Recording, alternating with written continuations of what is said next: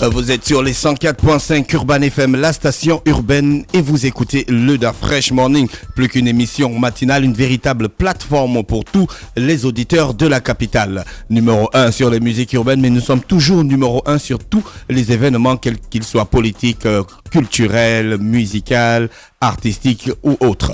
Donc merci à tous les auditeurs qui sont connectés. Comme tous les vendredis, Mosley reçoit un invité. Mosley, rebonjour. Rebonjour Da Fresh, rebonjour tout le monde. Donc évidemment, nous recevons un invité. Il s'agit du professeur Pierre-André Kombila, que Koumbe, pour être plus précis, donc Pierre-André Kombila Koumbe, parce que ce qu'il faut dire, c'est que c'est une éminence en ce qui concerne la politique dans notre pays. Pour les plus jeunes, il faut savoir que c'était le compagnon de lutte de Paul Mbaba Solo lorsqu'il s'est agi de se battre pour le retour au multipartisme dans notre pays, notamment dans les années 90, avec le Morena des Bûcherons. Ensuite, le R est devenu le Rassemblement National des Bûcherons. Ensuite, il a, à partir de 1998, il y a eu une petite scission dans le groupe parce que après, on a dû aller même jusqu'en justice pour qu'il garde la paternité du RNB, le Rassemblement National des Bûcherons, dont il a ajouté le un petit D à la suite, donc le Rassemblement National des Bûcherons démocratique. Alors, au moment où Paul Mbaba Solo va créer le RPG, le Rassemblement pour le Gabon.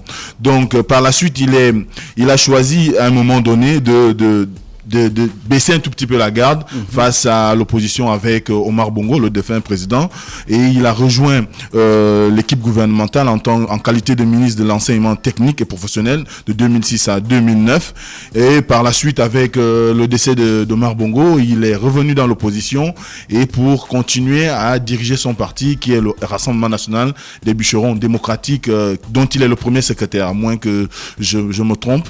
Donc aujourd'hui, il occupe également un poste assez éminent dans l'opposition avec la création du Fonds uni de l'opposition en juillet 2014. Il est aujourd'hui avec la présidente tournante, le président. Donc c'est lui qui assure plus ou moins la dynamique en ce qui concerne l'administration, on va dire ça comme ça. Donc nous on le reçoit aujourd'hui parce que nous sommes à un contexte particulier de l'histoire du pays. Nous sommes en 2016, on aura de nombreux scrutins en ce qui concerne la présidentielle, mais également il y aura, d'après ce qu'on nous dit certainement en 2016 également, les législatives. Bon, cela reste à déterminer par ceux qui sont chargés de l'organisation des élections dans notre pays. Donc ce qu'il faut dire, c'est que de prime abord, professeur, aujourd'hui, nous tous, le 31, on veut d'abord saluer le professeur. Oui. Oh, bonjour, professeur. Bonjour. Merci d'avoir accepté notre invitation dans cette modeste radio. Nous sommes des jeunes et nous essayons de communiquer pour toute la jeunesse pour que les choses soient bien claires dans nos têtes. Parce qu'il y a certains qui ne comprennent pas à la politique, peut-être parce qu'ils s'intéressent un peu plus au rap. Je pense que mélanger du rap avec la politique, ça va de pair, quelque chose d'intéressant. Ouais. Donc nous vous remercions encore d'avoir accepté notre invitation. Merci, en tout cas c'est un plaisir pour moi de venir ici chez vous parler à la jeunesse gabonaise. Et je salue et félicite celui qui a introduit un peu mon histoire, qui est parfaitement celle qu'il a décrite. Je suis même étonné. Il me dit parfois que les Gabonais ne connaissent pas leur histoire. Mais là, je constate que quelqu'un connaît bien l'histoire du Rassemblement National du Bûcheron et du professeur Kombila. D'accord. Au moins sur le versant politique. Mais je voudrais rectifier un petit détail. Je ne suis plus premier secrétaire du RNB. Je suis le président du Rassemblement National du Bûcheron. D'accord. Voilà.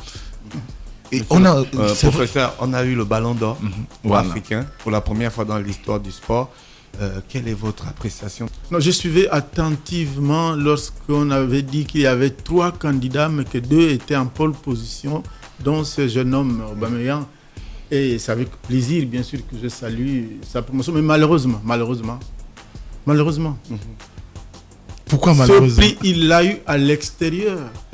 Mais notre football continue à piétiner comme tout dans notre pays. Hélas. Professeur Kombila, dans le propos introductif de Mosley, il ne parle pas trop de votre côté scientifique. Vous êtes quand même un éminent professeur en cardiologie. Oui, mais pourquoi ce côté de votre personnalité n'est pas mis en exergue dans votre vie de tous les jours? C'est plutôt réservé à votre activité. Enseignement, votre activité professionnelle. Je crois que ceci est lié à votre façon de faire. À la façon dont travaillent les médias. Les médias ne médiatisent ici que les aspects politiques. Je crois que c'est à vous de voir quels sont les aspects nationaux qu'il faut mettre en avant, pour que tout le monde soit un peu informé, au courant. Quand je suis rentré au Gabon, j'avais lancé une émission qui s'appelait Allô Docteur. Je passais à la télévision. Oui, on s'en souvient tous. Et je vulgarisais les problèmes relatifs à la médecine, en particulier à ma profession. Après mon départ, je crois qu'il y a un jeune médecin, Dr Nguembe, qui a poursuivi. Puis je constate qu'aujourd'hui tout a disparu. Tout le monde ne parle que de la politique, et de la danse et de la chanson. Donc c'est à vous, journalistes, de voir ce qu'il faut faire pour remettre à leur place tout ce qui concerne la science et le savoir. D'accord. Oui, donc c'est d'ailleurs le rectificatif que je voulais apporter parce que il faut le dire, le professeur Pierre-André Kombila, il est professeur en cardiologie.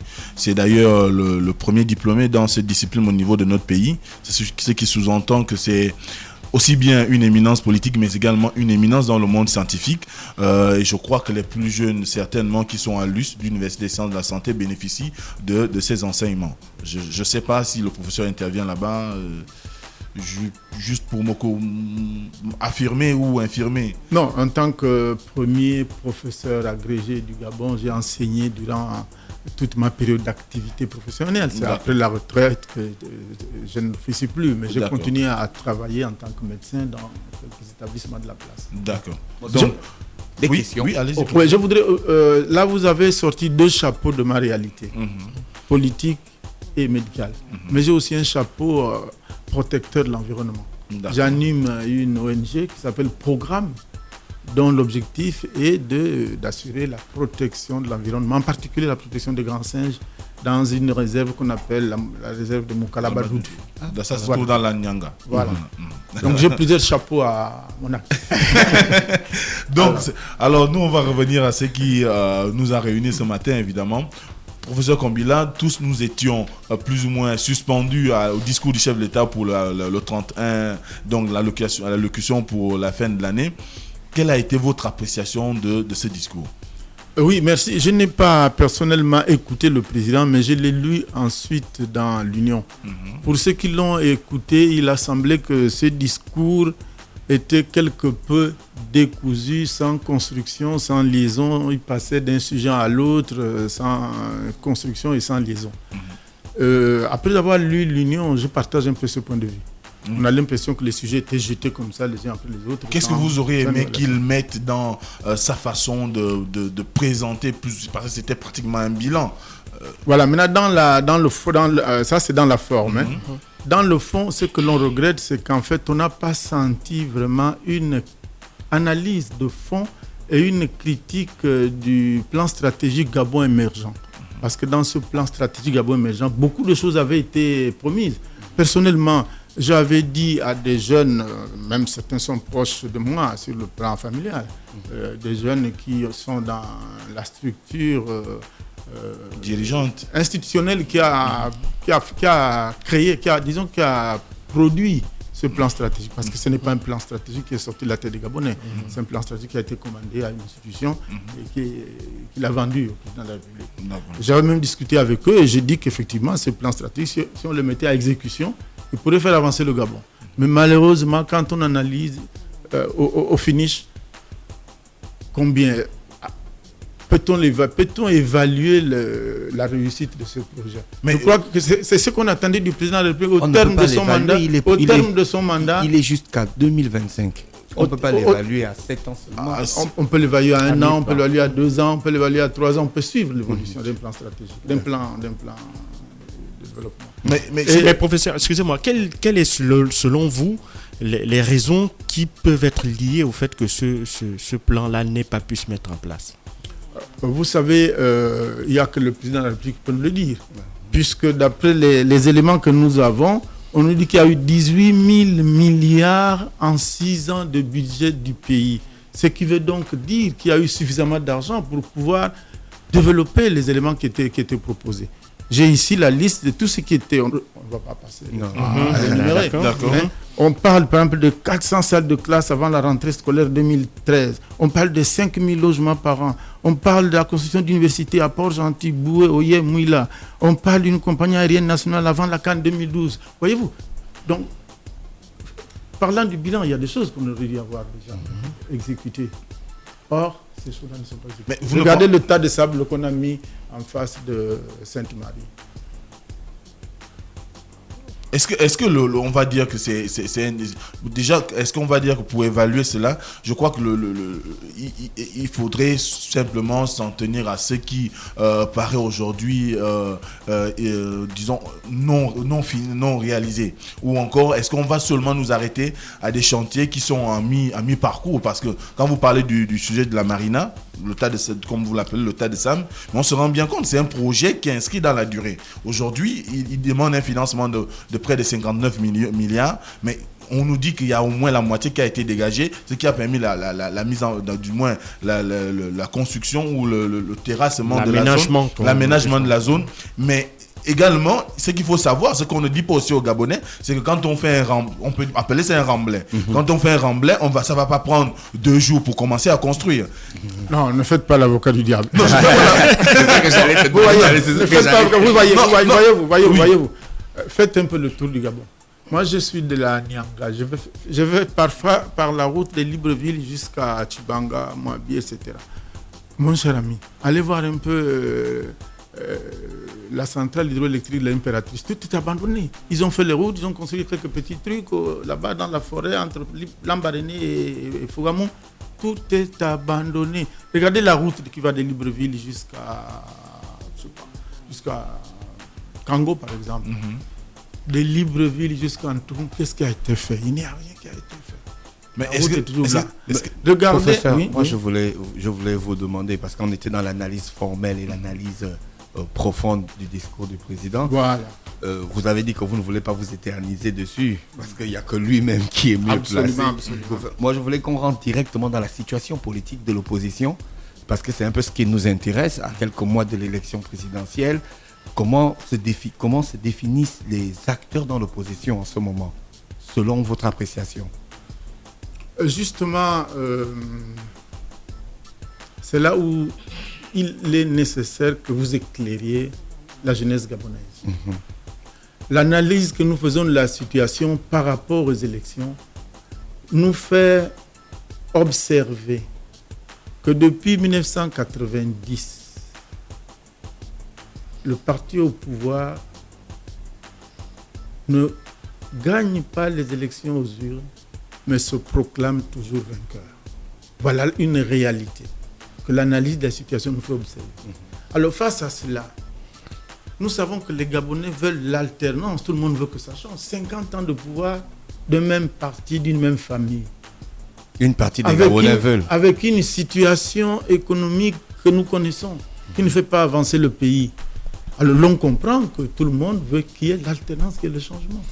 Mais c'est le changement qui amène le progrès, le changement des hommes, le changement des idées, le changement des institutions, le changement des comportements qui amène le progrès.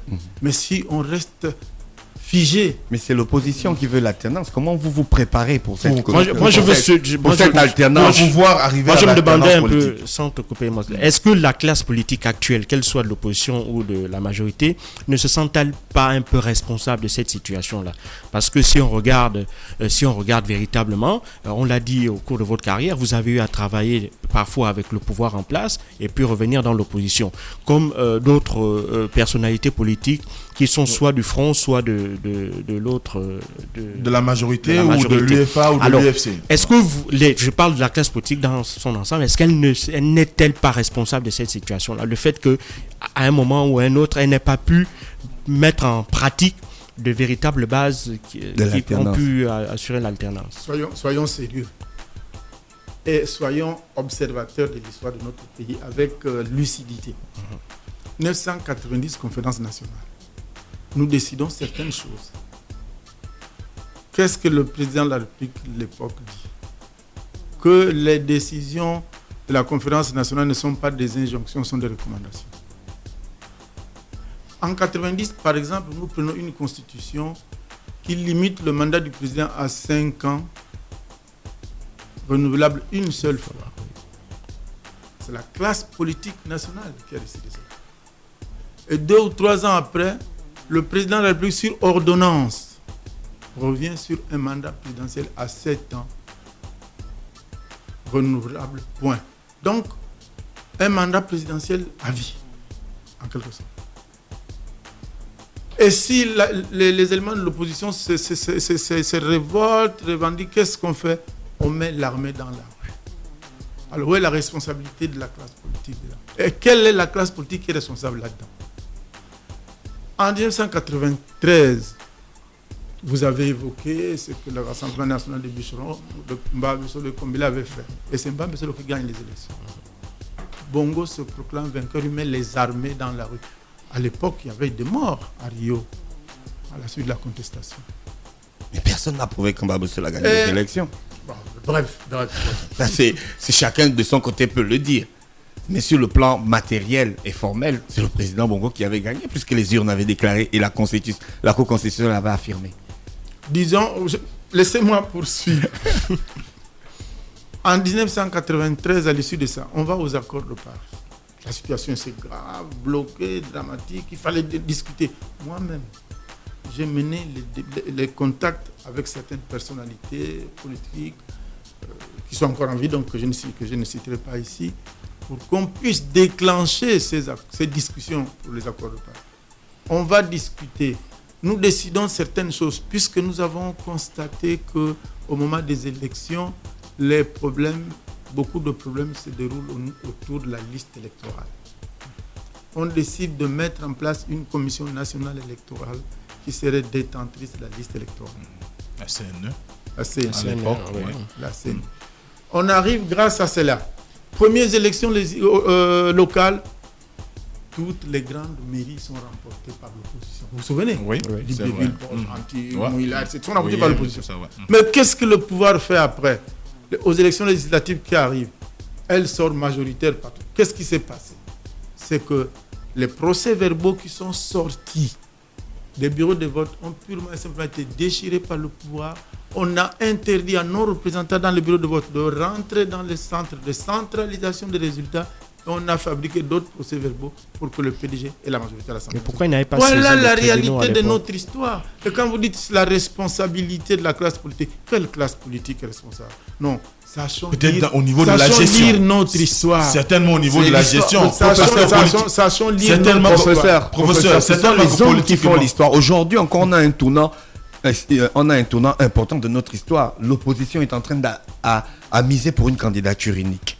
Aujourd'hui, on ne comprend plus comment les choses se passent, puisqu'il y a des distensions de part et d'autre. Vous n'allez pas encore accuser le pouvoir en place à ce niveau-là. Justement.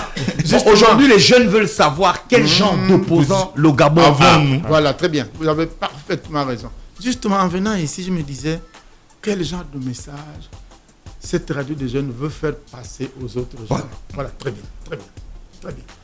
Et je vous assure, j'ai écrit un livre et je souhaiterais que les jeunes le lisent aussi. Une autre vision du Gabon, prémisse pour la démocratie. Et dans ce livre, je mets chacun des groupes, aussi bien le peuple que la classe politique, au niveau de ses responsabilités. Et je reconnais que nous manquons souvent de leadership par rapport. Je l'ai reconnu dans ce livre. Nous manquons de leadership. Mais quand nous voulons parler à la jeunesse, je crois qu'il faut faire passer les idées justes et précises.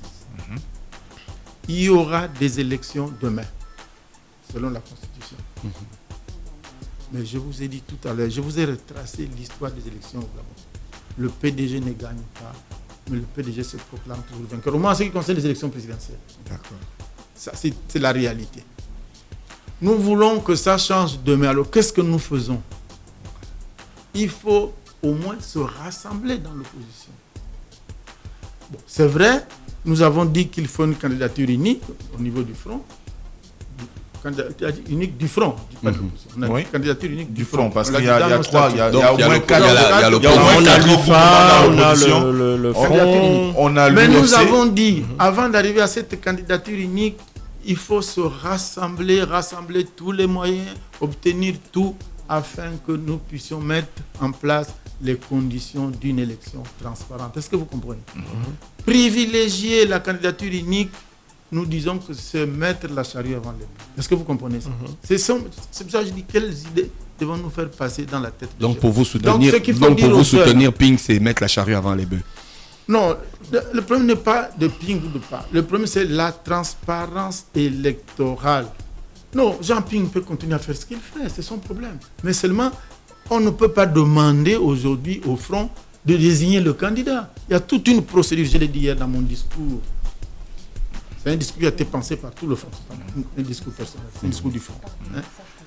Mais on se rend bien compte que ce qui fait aujourd'hui débat dans le front, c'est parce qu'il y a eu une anticipation du secrétaire général du front. Secrétaire exécutif du front qui a fait un communiqué il y a une semaine de cela et qui a été remis en cause le 4 janvier dernier par vous. Et hier, vous avez animé une conférence de presse. On se rend bien compte que ce qui ressort de toutes les analyses, c'est qu'aujourd'hui, la problématique, c'est qu'on serait certainement sur un point où les pro-Ping voudraient forcer le front à aller aux élections, étant donné que cette première-là a été prévue pour le 15 janvier. Et d'ailleurs, lorsque Ping allait déposer retirer son dossier de candidature, il disait que, évidemment, le calendrier sera tenu. Ce n'est pas une question de personne, c'est une question d'organisation. Oui, moi je crois que c'est pour ça que je dis quelle idée devons-nous faire passer auprès des jeunes. Je crois qu'il y a des idées de fond, ce n'est pas candidature de tel ou tel.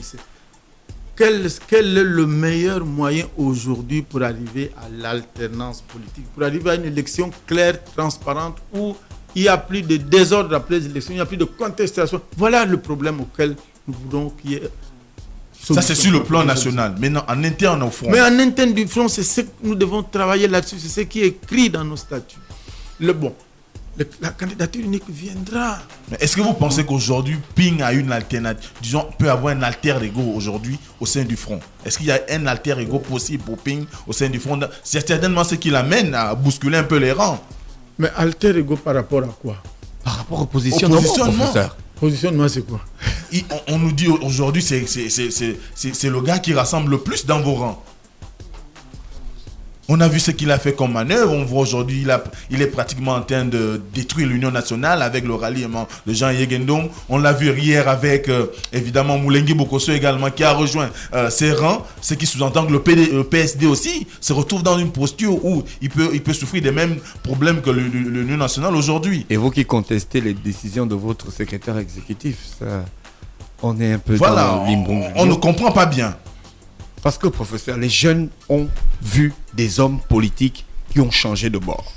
Aujourd'hui, ils veulent savoir que est-ce que les hommes politiques que nous allons désormais suivre pour passer à l'alternance sont des hommes politiques sûrs.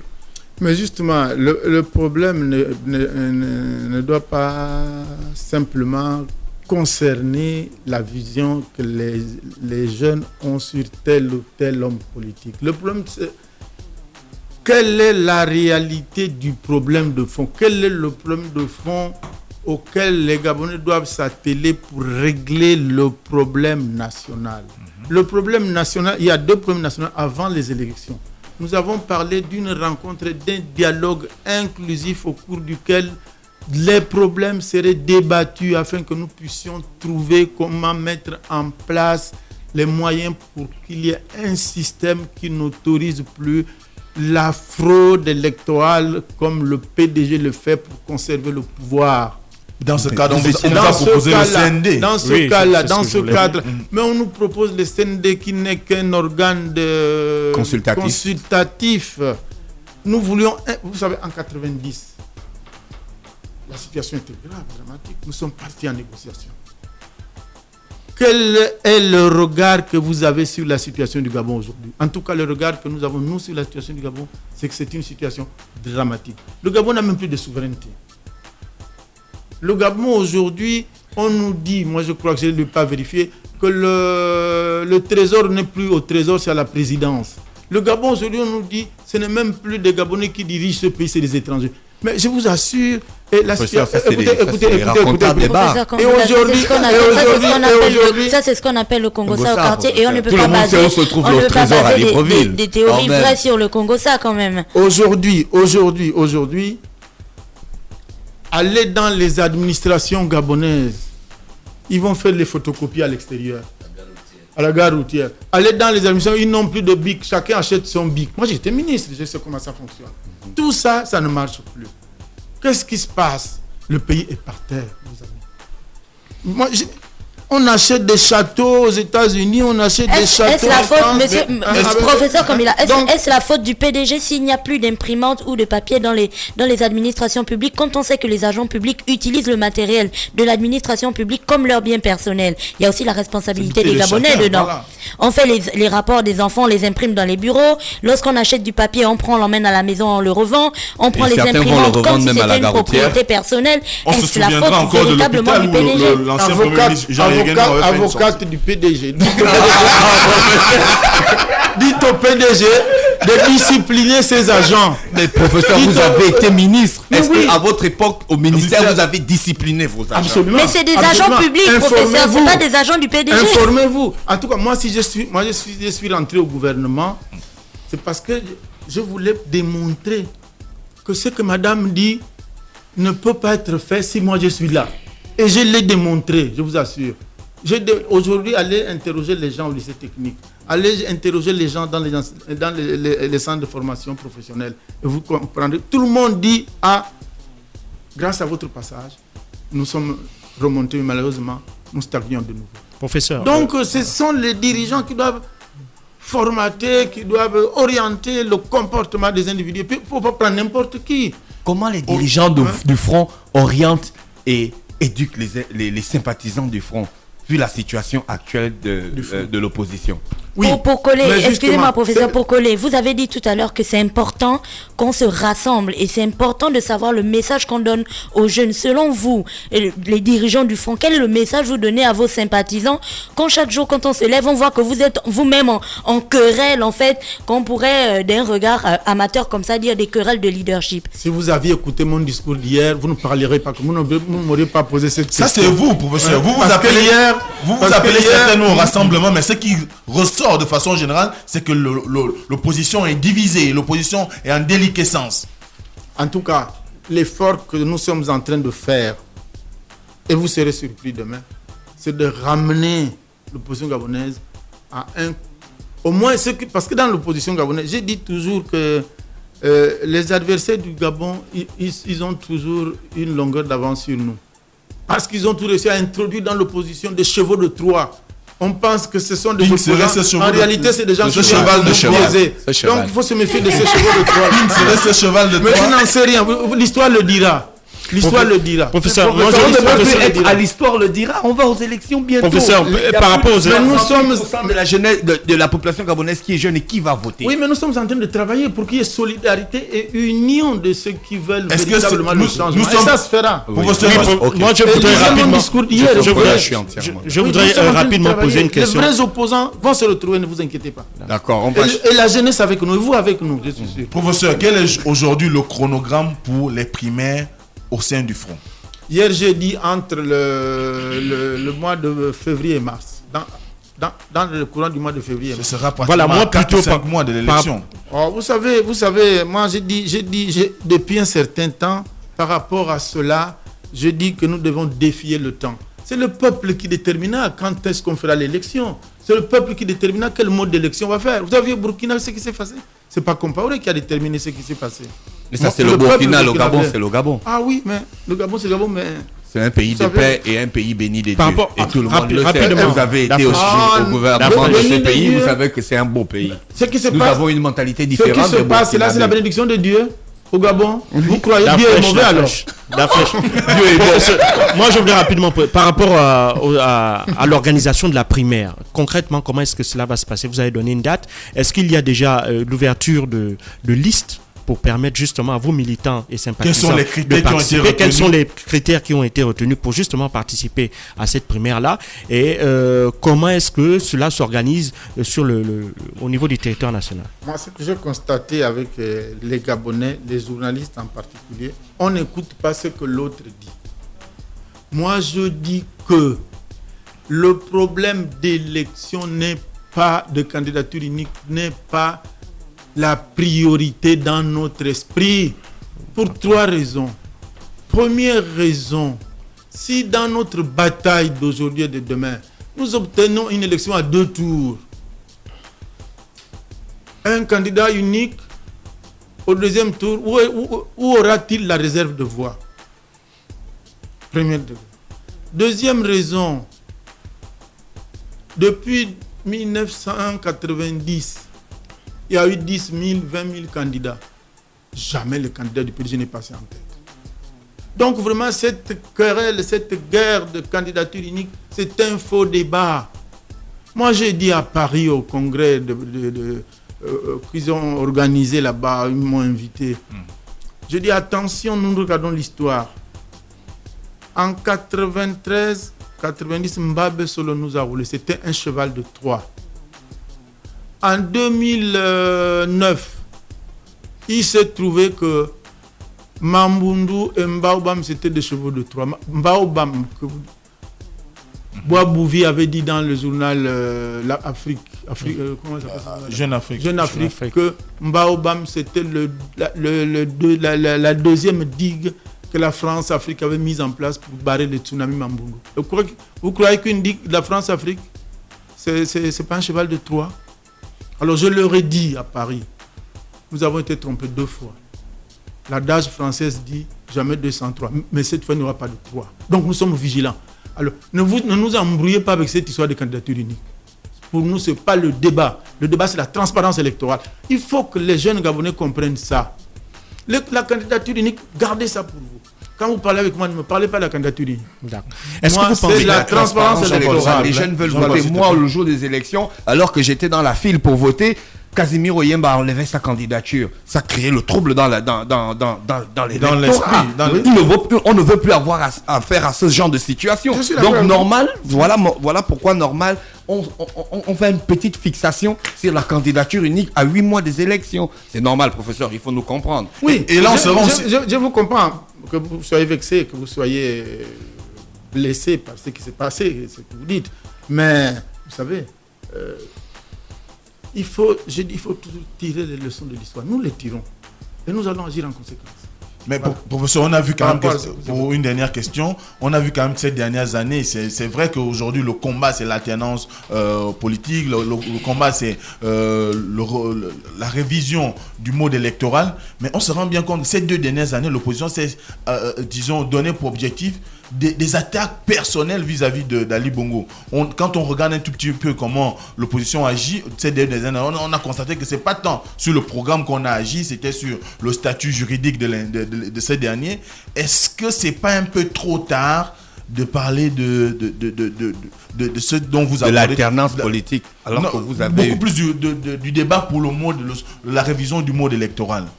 C'est pas un peu trop tard? C'est pas trop juste? La transparence. Non, vous savez, non, il faut être quand même sérieux. Nous respectons. Il faut un pays sérieux, conséquent, et jugé sur le reste, sa capacité de respecter ses institutions. La bataille sur la nationalité du chef de l'État, c'est une bataille sérieuse, importante. Il ne faut pas la prendre à la légère, je vous assure. Nous possédons beaucoup d'informations sur ça. Beaucoup. Moi, personnellement, il ne faut peut-être pas le dire, mais je détiens des informations sur les origines réelles, le papa même réel du président. Mais pourquoi vous n'en parlez pas? Puisque lui-même, il veut en parler. On le sait. Donc récemment, il avait dit sur une chaîne internationale qu'il vous revenait, à ceux qui doutent de sa nationalité de le prouver. Tout le monde en parle. Bon, donc la Constitution est claire sur ce sujet. Donc on ne peut pas dire qu'on a perdu du temps à parler de cela. Ça relève de la régularisation de nos institutions. Il fallait qu'on parle de ça. Maintenant, par rapport, la famille Miboto détient des documents, pourquoi ils ne les mettent pas publics? Maintenant, par rapport, puisque vous avez parlé de deux choses, par rapport à la transparence électorale, nous y travaillons. Nous y travaillons avec la population gabonaise. Nous sommes sur le terrain pour organiser la population afin d'arriver à la transparence électorale. Quels sont penser que le travail ne se fait pas. D'accord. Donc, nous, ce qu'on va retenir, est-ce qu'on peut retenir qu'aujourd'hui, l'élection pour la candidature unique, bien qu'elle se passe uniquement dans le front, parce qu'il faut dire aujourd'hui qu'on n'a pas que le front dans l'opposition, on a l'UFA, on a l'UFC, donc l'UFA de David Mbadinga désormais, mais également l'UFC de Maître Blue Gaston Maïla. Est-ce qu'aujourd'hui, on doit retenir que le combat actuel, c'est uniquement basé en attendant d'organiser la primaire sur la transparence électorale. Est-ce que c'est ce que nous devons retenir de l'entretien? Non, je crois que de l'entretien, il faut retenir que le Front a prévu une candidature unique.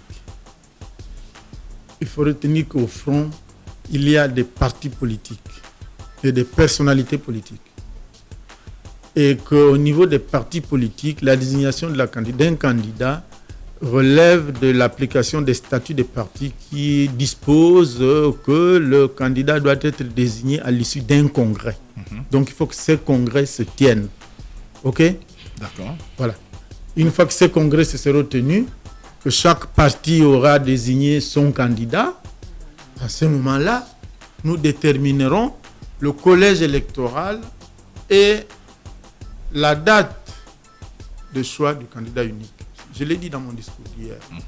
Et nous voulons que cette élection soit une élection qui interroge aussi une partie de la population, puisque nos militants font partie de la population. Donc on verra.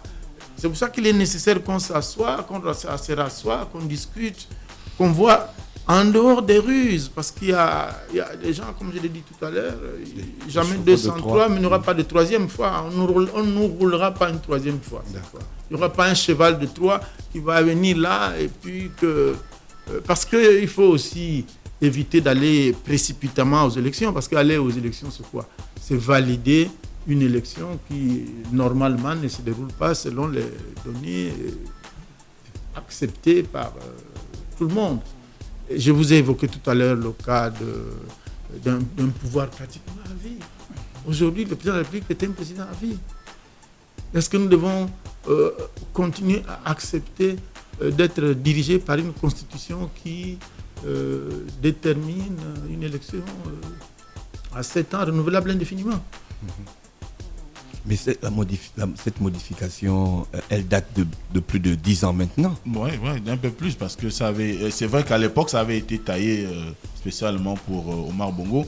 Et d'ailleurs, c'est ce que on disait la dernière fois, qu'il fallait que le chef d'État ait le courage de se pencher là-dessus, parce que ce qui fait aujourd'hui débat, et la majorité des partis politiques au Gabon réclament cela. C'est vrai qu'au niveau du PDG, ça fait comme un satisfait, mais en réalité, c'est ce qui a fait que jusqu'à aujourd'hui, le chef d'État souffre d'un problème de légitimité, mais beaucoup plus de légalité. Il a de la légalité, mais il manque de légitimité, parce que quand on est élu à moins de 50%, c'est pas très raisonnable. Ça, c'est de la pression, l'appréciation de l'opposition. Professeur, nous, on va vous remercier d'avoir accepté notre invitation.